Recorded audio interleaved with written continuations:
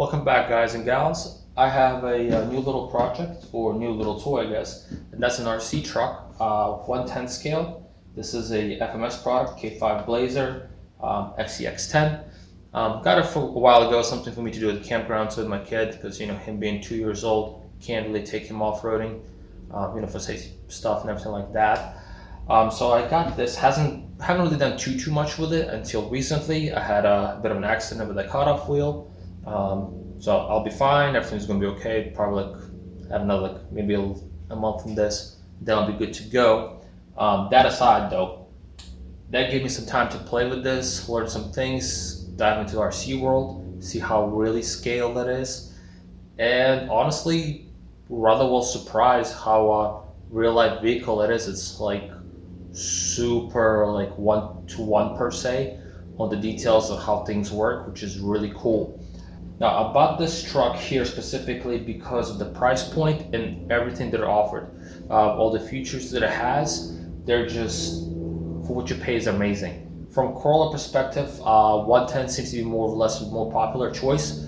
Has all kinds of upgrades, different parts available, and that's kind of what I went with this. But now let's get it out of the box and let's take a look at it.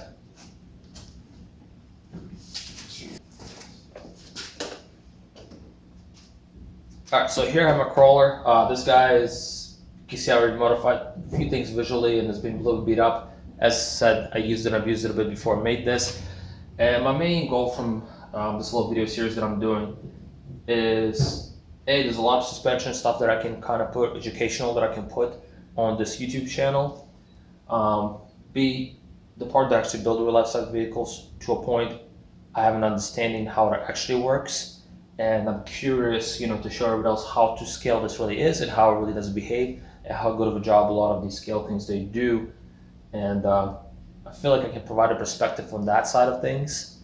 Granted, I'm not an RC expert. This is my first and only RC.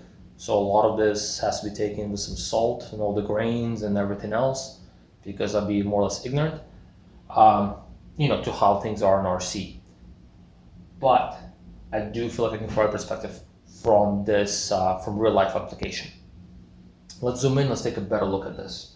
Before we get too much into checking all the details and everything else, I just want to get an overall look of the product, give some information on some things that I've learned, that I've researched and looked, like with this remote as an example, some of the features that it has, some things that it does. And then we're going to take it for a spin in the yard, a little obstacle course that I built to see how it runs, how it behaves for the things that I like. What I'm planning to do with it, which I'll give information on that as well, and then we'll dive into it a little bit deeper, because it needs certain justice needs done before do any sort of criticisms. Now for the rest of the truck. Overall, this is a pretty great truck, has a lot of detail, as reviewers who actually do this stuff mentioned, has a lot of nice little key points. It looks awesome.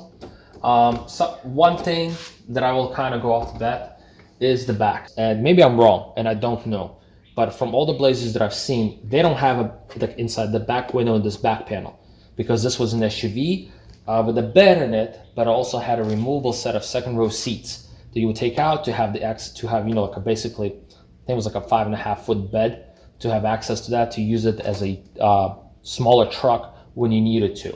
And you would take the cap off and etc. for, whatever you're doing to move building materials, whatever the case is. So yeah, I find it kind of odd, and I'm probably going to cut this out because I do have the cap on. So I'm just going to remove that at some point here. Next, the interior that FMS provides is kind of janky. If I saw the 3D printed version first, I would have gotten that instead, because it was only a couple bucks more. Perfect example is how thin it is. The head broke right off right around the yard. So I rigged it back together with like a oversized plastic washer cup in there. So now it's staying in. And the other part, it doesn't cover all the little details that we have here, the hold in with the cutter pins. It doesn't cover any of that. The 3D printed version does, so you don't see all that stuff. So I went inside with a black Sharpie to black out, the headline and stuff like that, kind of give it a good look. I don't have any RC paint stuff, so I'm kind of working with what I got. And I painted the interior with my kid. He kind of helped me out a little bit, and well, I actually finished it. He just put stuff everywhere. With his water paint, which was nice because I was able to wipe everything off. This way, if I ever decide to redo it or whatever the case, I can just wash this all right off.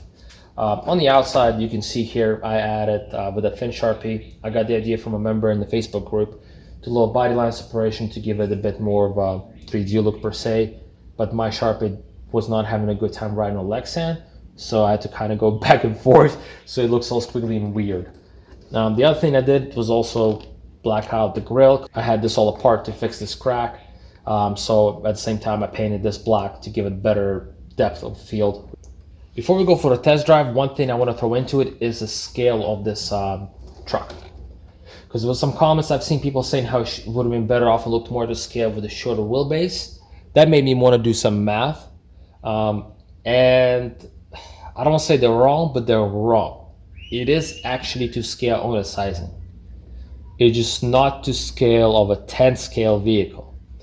Let me throw some numbers out. So the wheelbase on this is 12.8. Real life Blazer is 108. The real life K5 Blazer is about 184 inches long.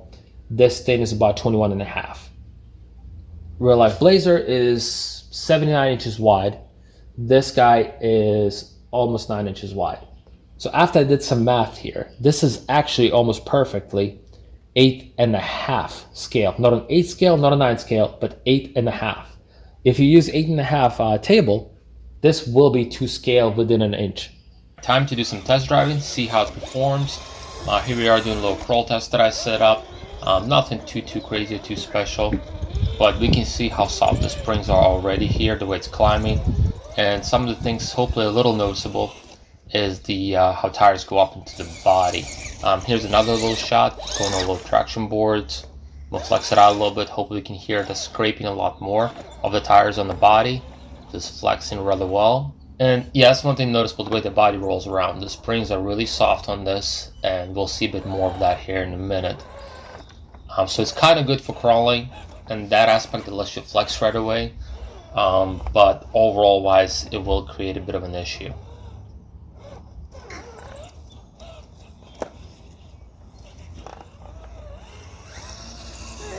Now we're going to test some handling here, and we can just see, how this, it's a little bouncy. You can see the back going over those little bumps through my yard back and forth, and a lot of body roll. It's rather well noticeable. It just leans right over with no effort almost.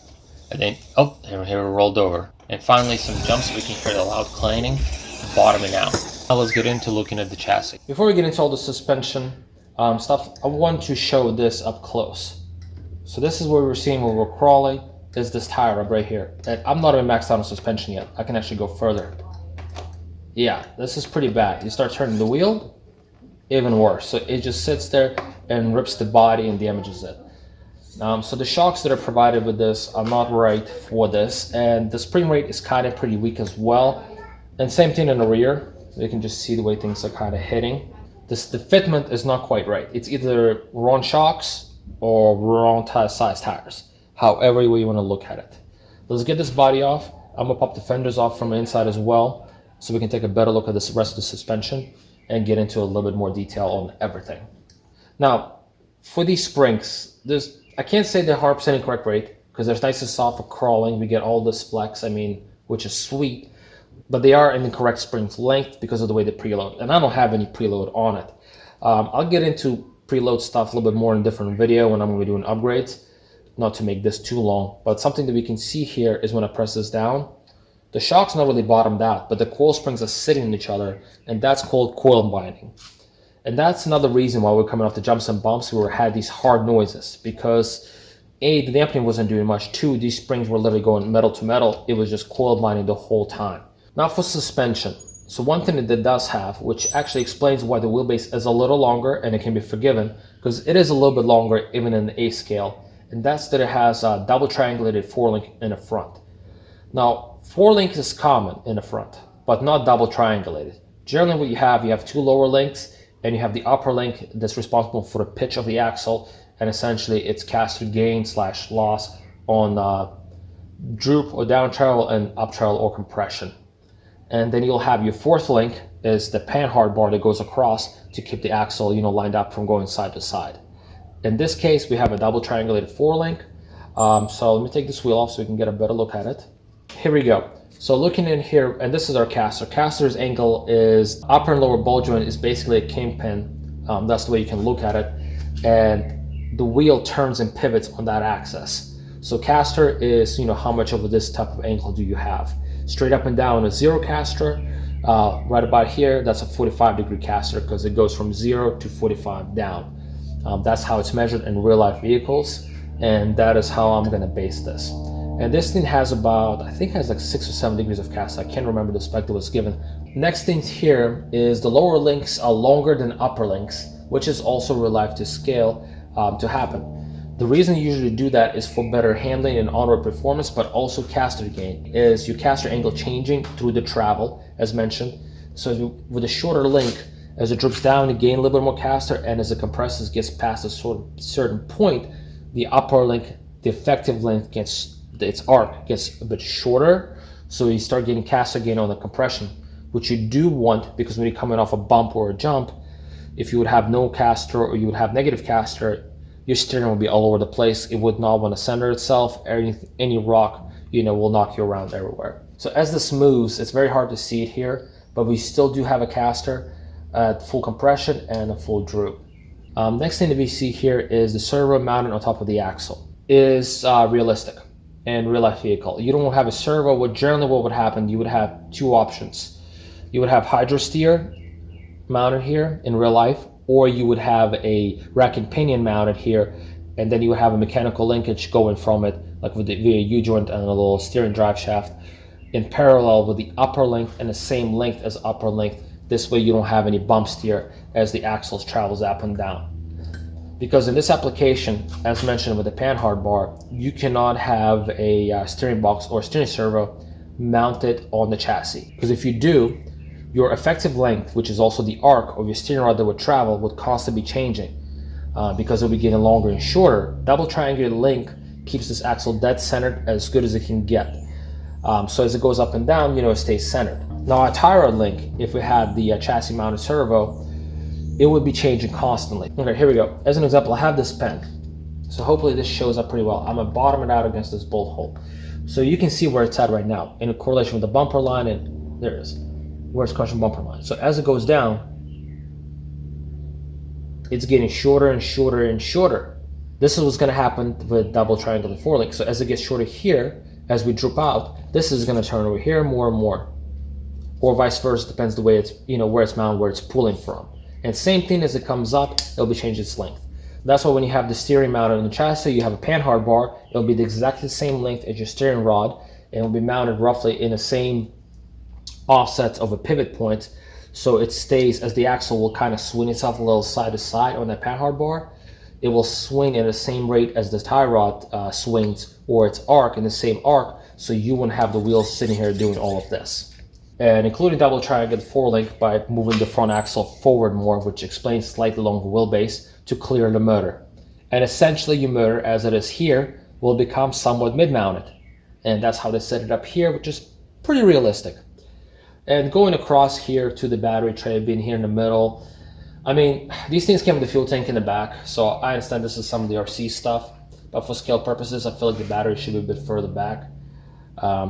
But again, for weight balance wise, the motor will be the heavier part, so I say it's a toss up. This thing's pretty well balanced. Coming here at the back for the rear suspension. Again, we have double triangulated forelink in the rear as well. And this is where things get a little weird. So the battery pack, essentially a fuel tank, in this case scenario, because the way the links are set up, would not be here. It would be rear mounted behind the rear axle generally because of the room you need for links. The other odd thing, now they're going to be able to show it. So this could be a crawler thing. I'm not as familiar with the crawlers. I did a little bit of research, so it kind of makes sense. But the upper links in the rear are longer than the lower links. And from what I can tell here, and from what I can stand from some of the research that I did do, I was trying to find some accurate information for this, but I didn't. But besides helping the pinion angle be pointed towards the transfer case to eliminate drive shaft vibration and bind, supposedly it does something to help with the climbing ability, the way the suspension loads up, so the rear doesn't sink as much, so it stays kind of up, and if anything sinks the front down so it can climb at steeper angles better. That's from what I understood. Generally you would have shorter upper links and a longer lower link, so you're handling on-road performance, the way the anti-squat is set up and the way the suspension behaves will be more stable, the way the suspension loads up through the links. But this being more primarily a crawler, it kind of makes sense to do a reverse of that to have the rear kind of, you know, lift itself up per se when it's climbing to create more nose weight, which you would want when you're climbing steep obstacles. So that kind of does make sense. And yeah, I'm gonna leave it at that.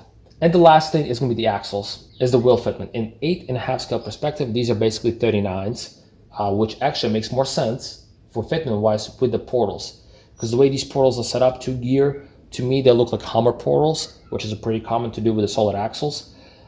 So yeah, a lot of this is pretty realistic, and you would have to reverse either your output to the drive shaft or flip your gears the way they're set up in the pumpkins, which is more common to do than trying to mess with transfer cases in real life vehicles. That's kind of what gets done because the transfer case that spins reverse wise is more expensive to set up than using a normal transfer case, normal transmission, and just basically flip your diffs upside down. That's the most common practice that's used for the Hummer portal hubs to be used with solid axles. And 39-inch tire fitment is pretty, you know, on point with that. And for the wheel, this has been 1.9. In 8.5 scale, this becomes a 16-inch wheel, which does fit the Hummers, and it is more appropriate for the vehicle. So yeah, this is my little review of it, how it applies to a real life vehicle. There's a set of notifications that I'll plan on doing, and we're gonna dive into that into the next video. And yeah, I'll see you guys next time.